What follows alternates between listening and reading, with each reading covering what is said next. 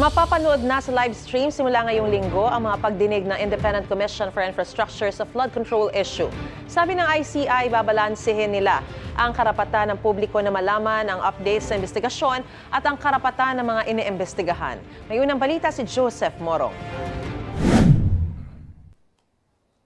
Pagkatapos ng isang buwan matapos unang i-anunsyo na ila-live stream ang mga pagdinig ng Independent Commission for Infrastructure o ICI, mangyayari na daw ito sa kanilang social media page ngayong linggo ayon sa ICI. We've set up the system, we've done our testing already, and it's going to be available in YouTube. Pero hindi malinaw kung ano nga ba ang talagang mapapanood ng publiko dahil ang lahat ng 4 na kongresistang ipinatawag ng ICI ngayong linggo humingi ng executive session.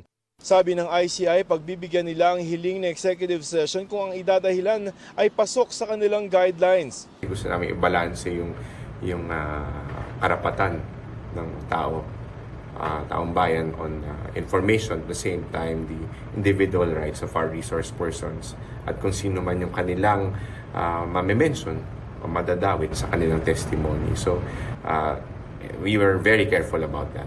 Base sa panuntunan ng Korte Suprema, ilan sa mga maaaring hindi isa publiko na mga impormasyon ay mga may kinalaman sa national defense o security kung mailalagay sa alanganin ng seguridad ng isang individual, mga privileged information o posible itong lumabag sa right to privacy.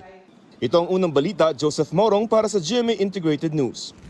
Gusto mo bang mauna sa mga balita? Mag-subscribe na sa GMA Integrated News sa YouTube at tumutok sa unang balita.